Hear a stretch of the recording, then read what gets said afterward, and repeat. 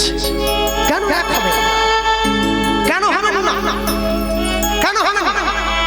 মনে রাখবে, পৃথিবীতে পাঁচটি জায়গায়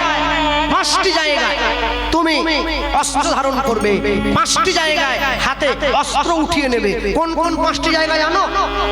নিজের পরিবার রক্ষা, নিজের স্ত্রীকে রক্ষা, নিজের দেহ রক্ষা, নিজের দেশ রক্ষা, আর নিজের ধর্ম রক্ষা।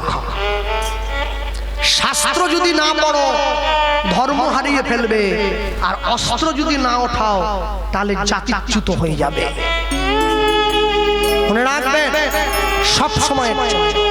আমি কি আপনাদের বলবো কেউ বসে বসে হরিনাম গাইছে আর একটা খরিশ সাপটাকে এসছে কামড়াবার জন্য? ভাই আমি কি বলবো নাকি খরিশ সাপের কাছে গিয়ে বলবো সাপ কামড়াসনি, জয় নিতাই বল, হরে কৃষ্ণ বল, রাধে রাধে বল?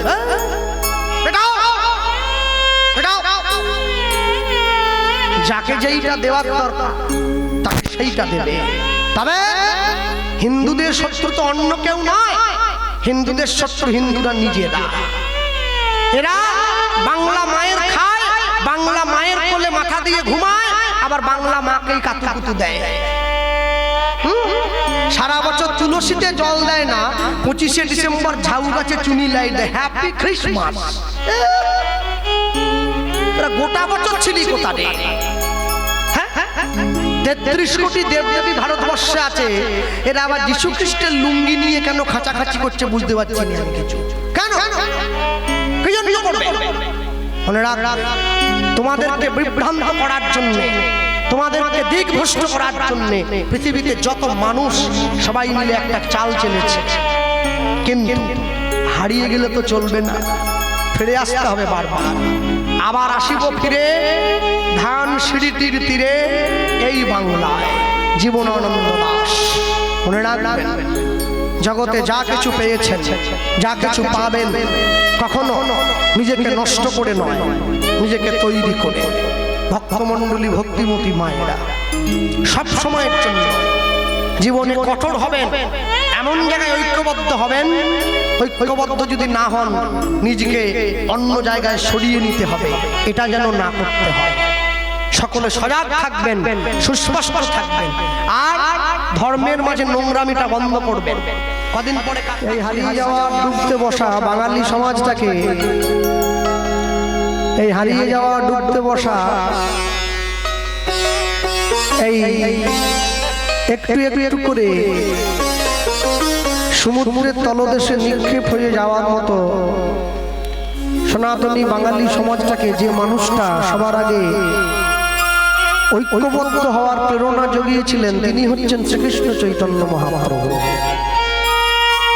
তাই কবি খুব আক্ষেপের সুরে লিখেছেন, মন্বন্তরে মরিনি আমরা, মারি নিয়ে ঘর করি, বাঁচিয়া গিয়াছে বিধির আশিসে অমৃতের টিকা পরি।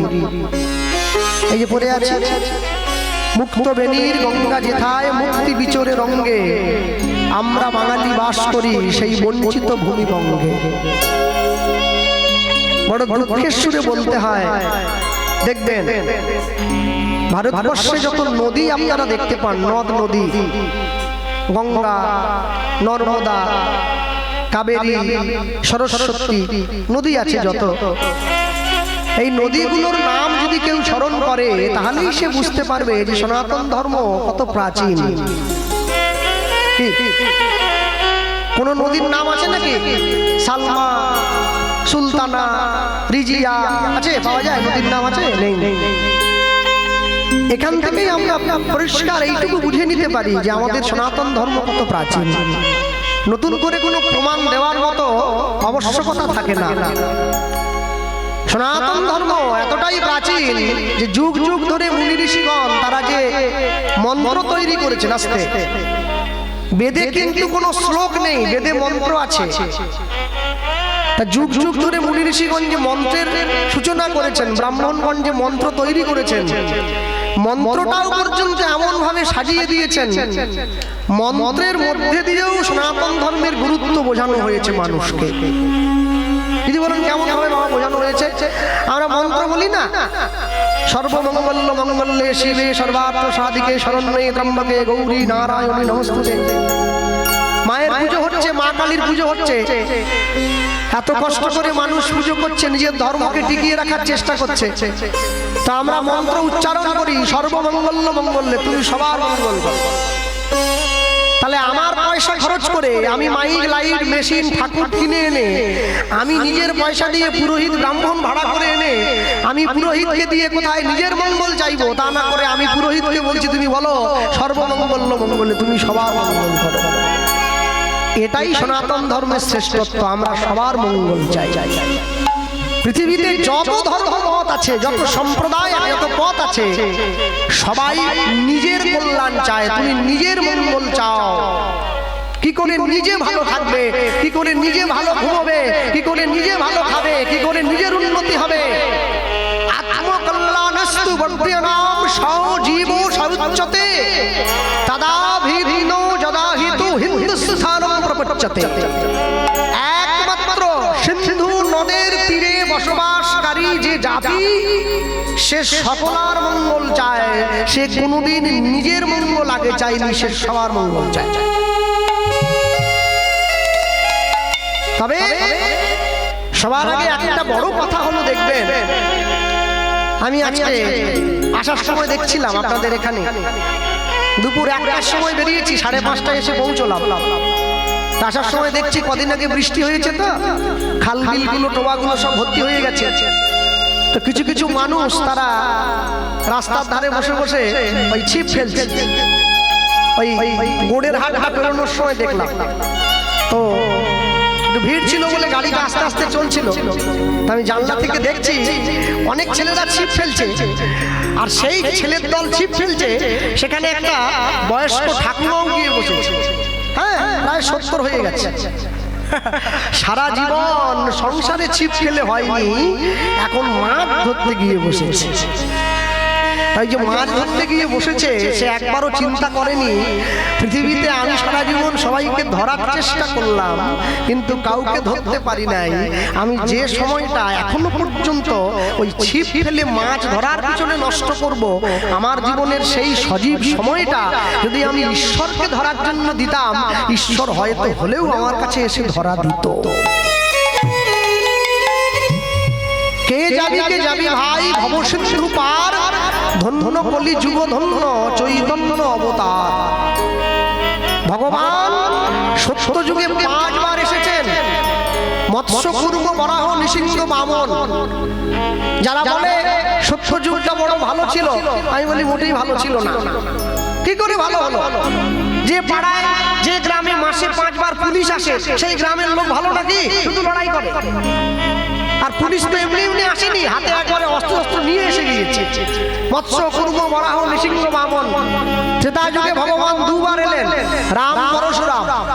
দ্বাপর যুগে 1 বার এসেছেন কৃষ্ণ হয়ে, কলি যুগে 1 বার এসেছেন বুদ্ধ রূপে, আরেকবার আসবেন উড়িষ্যার সম্বলপুরে বিষ্ণু যশা ব্রাহ্মণের ঘরে কল্কি অবতার রূপে। শ্রীমদ্ ভাগবত সেই কথাই।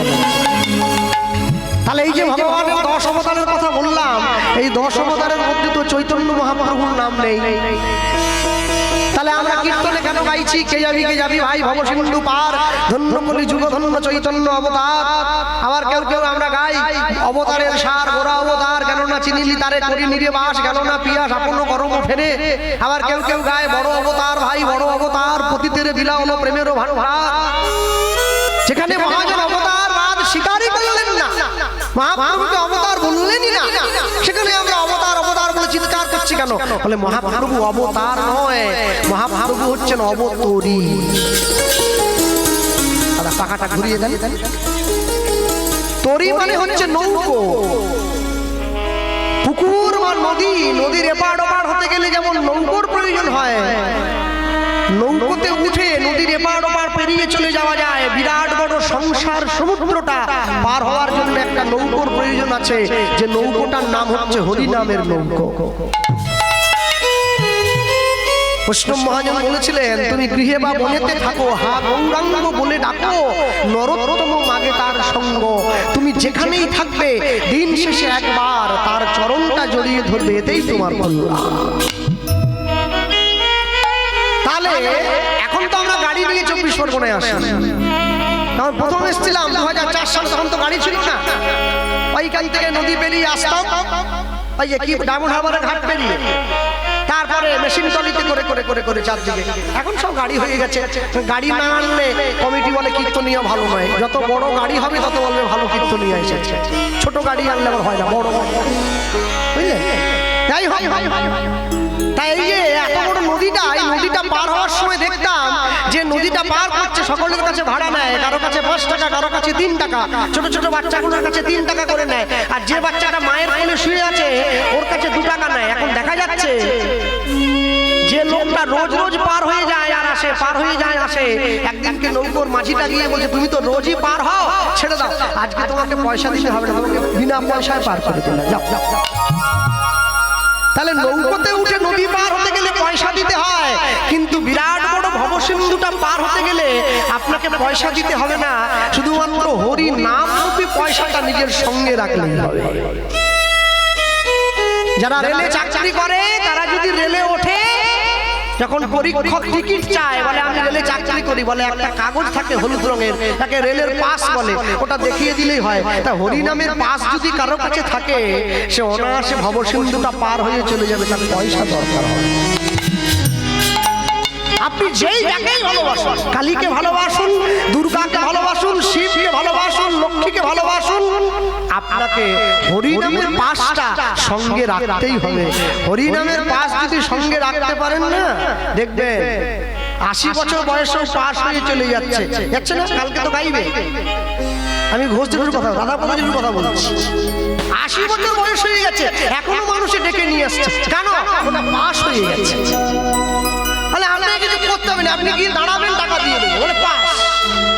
ওটা দাঁড়িয়ে পড়লেই পাস হয়ে যায়। শ্যামসুন্দর দাসের 80 বছর বয়স, এখনো লোকে খুঁজে বেড়ায়, দাঁড়িয়ে পড়লে পাস হয়ে যায়। হরি নামের পাশের যোগ্যতা মারাত্মক। কাছে যদি সোনার গয়নাগাটি থাকে, সোনার গহনার মজুরিতে 25% ছাড় থাকে, হরিনাম আশ্রয় করলে জীবনের 100% ছাড় হয়ে যায়। তবে ধন্য কলি যুগ, ধন্য চৈতন্য অবতার, কেউ যদি ঠিক মতো আশ্রয় করতে পারে, আশ্রয় করিয়া ভজে তারে কৃষ্ণ নাহি ত্যাজে, আর সব মরে অকারণ। তাহলে সবার জন্য পাস হয়ে আছে, তাহলে যার জন্য বেশি করে সুযোগটা দেওয়া আছে সে অন্য কেউ নয়, যারা নাম বলতে পারবে না, যারা নাম শুনতে পারবে না। ভগবান শ্রীকৃষ্ণ গীতায় অর্জুনকে বলেছিলেন, মত মাথা বাচতং নিত্যং, মত মাথা শ্রবণে রতং, মত মাথা প্রীত মনস্মাং, মত মাথা বাচতং নিত্যং। কেউ যদি আমার কথা নিত্য নিত্য বচনের দ্বারা বর্ণনা করে অর্জুন, এতে তার মৃত্যুর পরে সে আমার চরণ প্রাপ্ত হবে, আমি তোমায় কথা দিলাম। অর্জুন তখন বলছে, সখা, যে তোমার কথা বলতে পারবে না তার কি হবে, যে বোবা হবে। তখন ভগবান বলছেন, মত কথা শ্রবণে রতম, কেউ যদি আমার কথা নিত্য নিমিত্ত প্রাণ ভরে শোনে, এতেও সে মৃত্যুর পরে আমার চরণ প্রাপ্ত হবে। অর্জুন বুদ্ধি করে জিজ্ঞাসা করছে, সখা, যে তোমার কথা বলতেও পারবে না, শুনতেও পারবে না, যে বোবা হবে, কালা হবে, সে কি করবে? তখন ভগবান বললেন, মত কথা প্রীত মনস্মাং, কেউ যদি আমার কথা নিত্য নিমিত্ত মন প্রাণ দিয়ে ভালোবাসে, এতেও সে আমার চরণ প্রাপ্ত হবে। যে একাদশী করে না, আমি তাকে দোষ দেব না। তোমার ভালো লাগে না তুমি করো না, তোমার ভালো লাগে না তুমি বলো না, তুমি খাও না, একাদশীর দিন মাংস করে খাও, আমাকে বাধা দিচ্ছে কে? আমি তাকে দোষ দেই না। কিন্তু আমার রাগটা কখন হয় জানেন? আমার রাগটা হয় আমি একাদশী করি না, আবার যে করে ওকে আমি গালাগালি দেই, আমার রাগটা তখন হয়। ও তো করছে, তুমি ওকে কেন কটু কথা বলছো?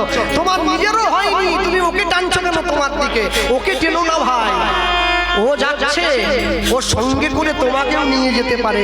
হ্যাঁ, সাধু সঙ্গ, সাধু সঙ্গ সর্বশাস্ত্রে কয়, লোক মাত্র সাধু সঙ্গ কৃষ্ণ ভক্তি প্রেম হয়। পুষ্কর মহাজন লিখছেন, ভগবানকে যারা ভালোবাসে তারাও এই নৌকায় উঠতে পারে। তাই লিখে দিলেন, দেখো আমার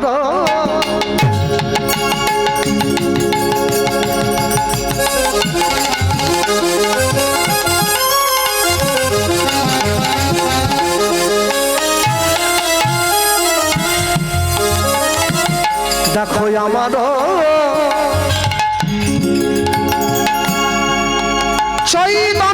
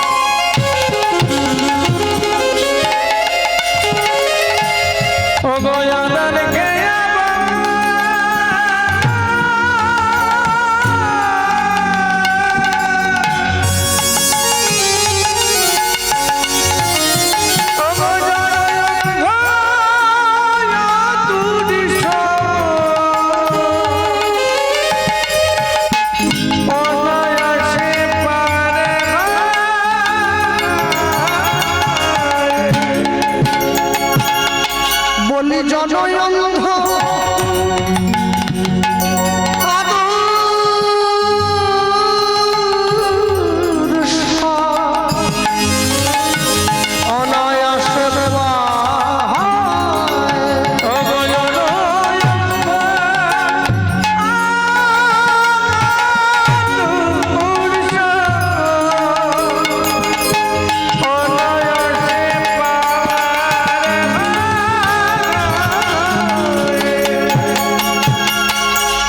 কথাটা পরিষ্কার করে দেই বলি লয়ে হরি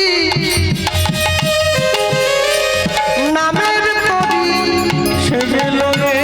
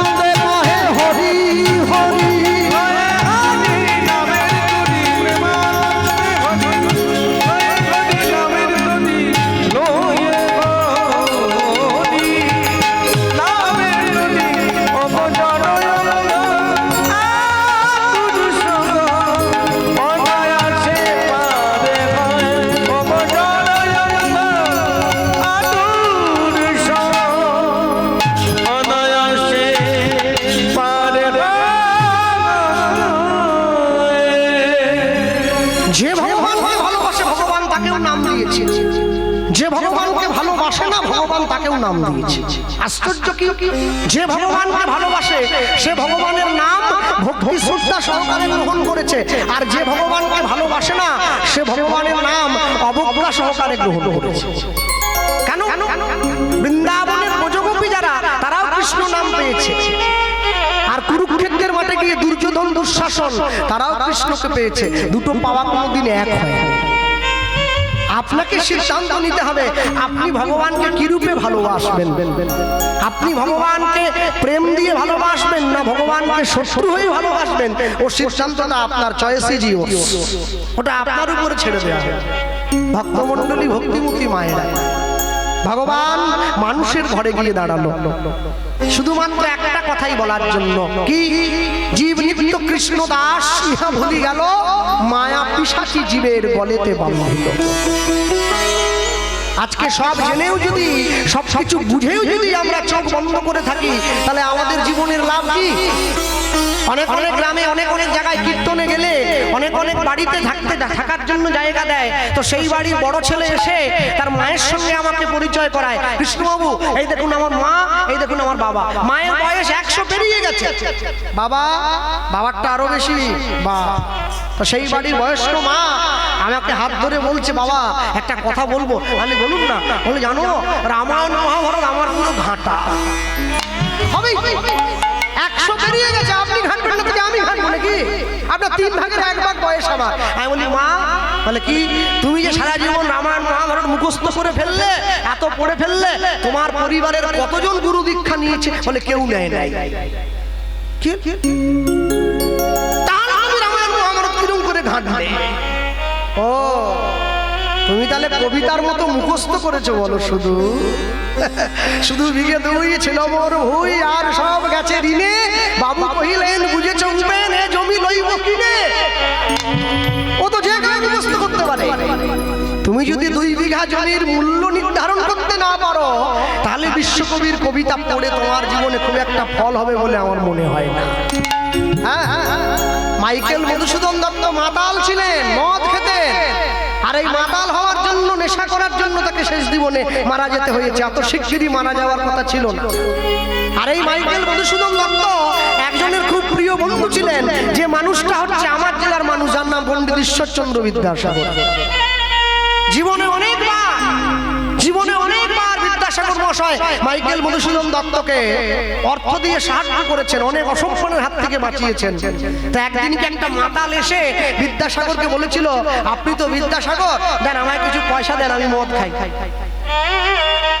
বিদ্যাসাগর বলছেন, আমি কোনো মাতালকে সাহায্য করি না ভাই, ক্ষমা করো। যারা হরিনাম করায়, যে কমিটি হরিনাম করায়, আর হরিনামের জন্য ভিক্ষা করতে বাড়ি বাড়ি যেতে হয়, আর যখন বাড়িতে গিয়ে দাঁড়ায়, বাড়ির মালিক কি বলে, আমি হরিনামে সাহায্য করি না, ক্ষমা করো। মাতালকে পয়সা দেওয়া আর হরিনামে পয়সা দেওয়া কি এক হয়ে গেল? হলো না। বিদ্যাসাগর মাতালটাকে বলছে, আমি কোনো মাতালকে পয়সা দিয়ে সাহায্য করি না। আর যখনই বলেছে সাহায্য করি না, তখন সেই মাতালটা সঙ্গে সঙ্গে বিদ্যাসাগরের হাত দুটো ধরে বলছে, তুমি যদি এত বড় পণ্ডিত হলে, তুমি যদি নিজে মুখে বললে কোনো মাতালকে তুমি সাহায্য করো না, তাহলে তোমার বন্ধু মাইকেল মধুসূদন দত্ত, সে তো আমার থেকেও বড় মাতাল, তুমি কি করে তাকে পয়সা দিয়ে সাহায্য করো হে বিদ্যাসাগর?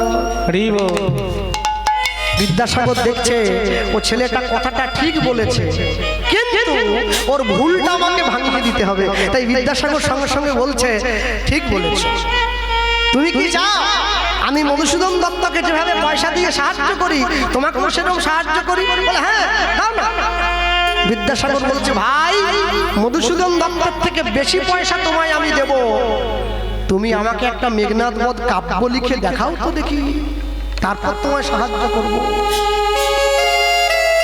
মধুসূদন দত্ত মদ খেতে পারে, মেঘনাদ বধ কাব্য লিখেছে, তুমি কি পারবে লিখতে? বলে না, আমি বই লিখতে পারবো না। বলে আচ্ছা, বই লিখতে না পারো, অন্তত 1 পৃষ্ঠা লিখে দেখাও। বলে না, তাও পারবো না। আচ্ছা, 1 লাইন তো লিখে দেখাতে পারবো? বলে না, তাও পারবো না। তাহলে কিছুই যদি পারবে না, তাহলে সাহায্য চাইতে এসছো কিসের জন্য? মনে রাখ, আপনি জীবনের এই খোলা মঞ্চে দাঁড়িয়ে, মাথার উপরে আকাশ, পায়ের নিচে মাটি, এর মধ্যখানে দাঁড়িয়ে আপনি কাকে কতটা সাহায্য করবেন, কিভাবে করবেন, সেটা আপনাকে একান্তভাবে সিদ্ধান্ত নিতে হবে। সেটা আপনার একান্ত ব্যক্তিগত ব্যাপার। হ্যাঁ, আজকে কেন হিন্দুত্বের এই দশা, কেন সনাতন ধর্মের মানুষের এই দশা, মনে রাখবেন, মুসলমান মা বোনেদের সর্বাঙ্গ ঢাকা থাকে, চোখ দুটো খোলা থাকে, আর হিন্দুদের সর্বাঙ্গ খোলা থাকে, চোখ দুটো ঢাকা থাকে। তাই আমাদের পতন এত সামনে এসে পড়েছে। চোখটাকে খোলা থাকাটা খুব দরকার। চোখ যদি খোলা না রাখেন, জীবনে চলবেন কার ভিত্তিতে, জীবনে চলবেন কার উপরে ভিত্তি করে? সবার আগে চোখটাকে খুলে রাখুন, সবার আগে নিজের অন্তর আত্মাকে খুলে রাখুন। আপনি সামনে চলতে শিখুন। কেন আমাদের জীবনের এই পরিণতি? নিজেকে প্রশ্ন করুন। আশ্রয় করিয়া ভজে তারে কৃষ্ণ নাহি তেজে, আর সবে মরে অকারণ। আপনি কি জন্য এই জায়গায় এসে দাঁড়িয়েছেন? কেন নয়? মহাজন পদকর্তা এক পাশে দাঁড়িয়ে লিখলেন, কি কলম দিয়েছেন তাকিয়ে দেখো। হরি নামের নৌকা খানি, শ্রী গুরু কান্তাদি, হরি নামের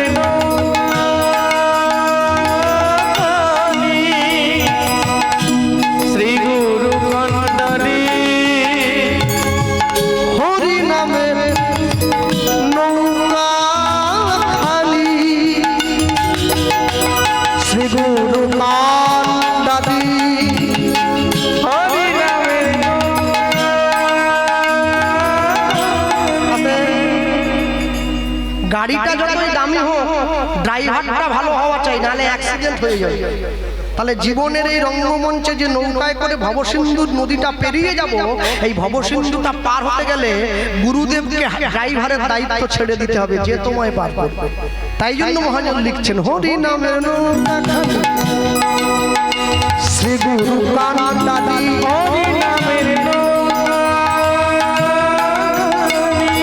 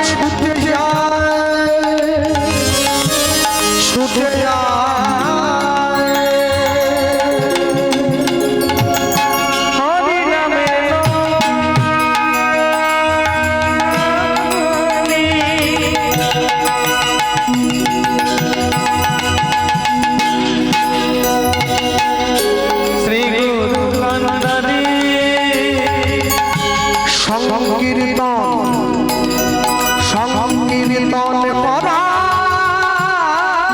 বলো দুবাহু প্রসাদী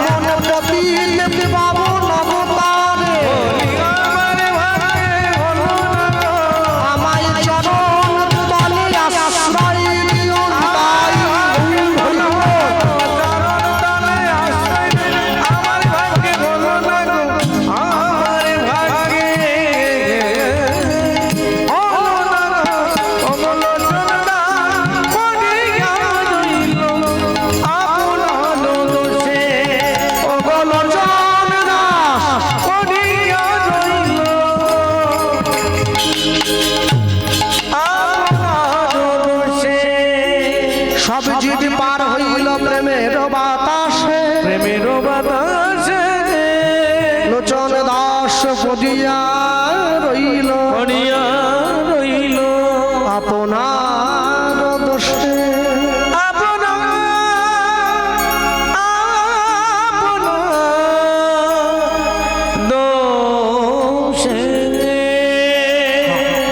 চলুন ছোট্ট করে আমরা গৌরচন্দ্রিকা শুনলাম, লীলা মাধুর্যের মধ্যে প্রবেশ করি। প্রবেশ করতে গিয়ে যা বলার, এই স্থানে দাঁড়িয়ে সবার আগে এই জায়গায় দাঁড়িয়ে আপনারা, আমি বেশ কিছুদিন আগে আপনাদের এই সামনে এসেছিলাম, বামুনগাছি বলে একটা জায়গা, এখান থেকে সামনে।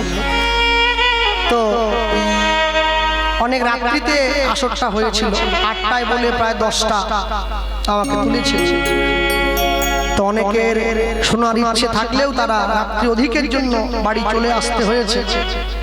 অনেকে বসে শুনেছে, প্রাকৃতিক দুর্যোগের দিন ছিল তো। তারপরে আজকে আবার এই জায়গায় তাই বলতে গিয়ে বলবো, আজকে এমন একজনের কথা আমরা শুনবো এই জায়গায় বসে সবার আগে। আমরা সবসময় শুনেছি, ভগবান নিজের মুখে স্বীকার করেছেন, মুচি হইয়া শুচি হয় যদি কৃষ্ণ ভজে, শুচি হইয়া মুচি হয় যদি কৃষ্ণ ত্যাজে। এই কথার অর্থ হলো যে কেউ যদি ভগবানকে ভালোবাসে, সে যদি মুচিও হয়, তাহলে সে কৃষ্ণ সেবার অধিকার পেলেও পেতে পারে। দেখবেন একজন মানুষ, ধরো আমাকে যদি ধরে, অনেক মানুষের বহু রকম নাম আছে। দীক্ষার পূর্বে একরকম নাম, দীক্ষার পরে আরেক রকম নাম হয়। তাহলে গোপাল কৃষ্ণ পাল ছিল, যদি সে ঈশ্বরের চরণে অন্তর নিবিষ্ট করে সাধুর সঙ্গে নিজেকে বদল করবার জন্য সঁপে দেয়, তখন কিন্তু আর পাল থাকে না, তখন হয়ে যায় গোপাল কৃষ্ণ দাস। তো দাস মানে যে একবারে জড়াম করে একবারে জাতে উঠে গেল, আমি সে কথা বলছি। এর অর্থে দাস মানে গোবিন্দ চরণের দাস, আমি সেই কথা বলছি। এরপরে ভগবানের দাসত্ব স্বীকার করবার পর সে যখন ঈশ্বরের সেবা দিতে দিতে সেই সেবার অধিকার অর্জন করে, তখন সে হয়ে যায় দাস অধিকারী। তখন আমরা তার নামটা একটা অন্যরকম জায়গায় নিয়ে যাই। মনে রাখবেন, প্রত্যেকটি মানুষেরই সেই অধিকার আছে, অন্তত কোন যুগে না থাকলেও এই কলিকালের মাটিতেই আছে। আজকে দাঁড়িয়ে আমরা সেই অধিকারের কথা শুনব। আর এই অধিকারের কথা শুনতে গিয়ে সবার আগে আজকে আমরা দাঁড়িয়ে যে ভক্তের কথা শুনব, এই অধিকার বোধ কতটা তীব্র থেকে তীব্রতর হতে পারে। যদি কোনো মানুষের মনে ইচ্ছা জাগে যে আমি কৃষ্ণ সেবার অধিকার অর্জন করব, তাহলে সে যে কোনো প্রকারে অর্জন করতে পারে। কারো যদি ইচ্ছা থাকে যে আমি কীর্তন শুনতে যাব, সে 10 কিলোমিটার দূর থেকে সাইকেল চালিয়ে চলে আসবে কীর্তন শোনার জন্য। আর কারো যদি ইচ্ছা না থাকে যে আমি শুনবো না, তাহলে বাড়ির পাশে বসেও সে শুনবে না, সে ঘরের দরজাটা বন্ধ করে টিভিতে হিন্দি গান চালিয়ে দেবে। তাহলে সবার আগে ইচ্ছাটা দেখতে হবে যে আমার ইচ্ছাটা, আমার তীব্রতা, তার প্রতি আমার ভালোবাসা কতখানি। এই অধিকারের কথা বলতে গিয়ে আমরা শুনবো পরম ভক্ত প্রেমানন্দের জীবনী কথা। আপনারা মন দিয়ে আস্বাদন করবেন। লীলা মাধুর্য একটু শক্ত হবে, তাই আমি চেষ্টা করব বুঝিয়ে সকলকে বলার জন্য। আমি বলতে গিয়ে সবার আগে বলবো, আমি শুরুতে দাঁড়িয়ে যে কথাটা বলেছিলাম, কৃষ্ণ কহে আমা ভজে মাগে বিষয় সুখ, অমৃত ছাড়ি বিষ মাগে এত বড় মুখ। আমি বিজ্ঞ সেই মূর্খে বিষয় কেন দেব, সচরণামৃত দিয়া তারে বিষয় ভুলাইব। ভক্তমণ্ডলী, ভক্তিমতী মায়েরা, এই প্রেমানন্দের কথা বলতে গিয়ে আমি সবার আগে বলবো, এই প্রেমানন্দ নামে ছোট্ট 5 বছরের ছেলেটি, যার নিজের বাড়ি ছিল বর্ধমান কাশীধামের মেধাক গ্রামে। কাশীধাম যারা নাম সবাই শুনেছেন, কাশীতে দেবাদিদেব মহাদেবের বাসস্থান। এই কাশীধাম থেকে 20 কিলোমিটার দূরে একটা গ্রাম আছে, যে গ্রামটার নাম হচ্ছে মেধাক গ্রাম। সেই গ্রামে প্রেমানন্দের বসতি। এই মেধাক গ্রামের একটা বৈশিষ্ট্য আছে। বৈশিষ্ট্য কি জানেন? এই মেধাক গ্রামের বসতি যারা মেধাক গ্রামের মানুষ, তৎকালীন সময়ে মেধাক গ্রামের মানুষের নিয়ম ছিল, প্রত্যেক মানুষ, পুরুষ মানুষ যারা, তাদের সবার মাথা নেড়া ছিল, মাথায় একটা করে শিখা ছিল। মেধাক গ্রামের মানুষের লক্ষণ। পূর্বতন মানুষ মেধাক গ্রামের মানুষকে দেখলেই ভাবতেন এরা বুঝি পণ্ডিত। কেন? পণ্ডিতের কিছু লক্ষণ আছে। সবাই পণ্ডিত হতে পারবে না। হ্যাঁ, পণ্ডিতে ইঙ্গিতে বোঝে আর মূর্খে বোঝে কিলে। যে পণ্ডিত ব্যক্তি হবে, আপনি যদি জ্ঞানীকে তার ভুল ধরিয়ে দেন, আপনি হবেন জ্ঞানীর বন্ধু। আর আপনি যদি মূর্খকে তার ভুল ধরিয়ে দেন, আপনি হবেন মূর্খের শত্রু। হ্যাঁ, কেন জানেন? জ্ঞানী মানুষ নিজের ভুলটা স্বীকার করতে চায়, মূর্খ কোনোদিন নিজের ভুল স্বীকার করে না। সে তার উত্তরে আপনাকে আরো 10টা কথা শুনিয়ে দেবে।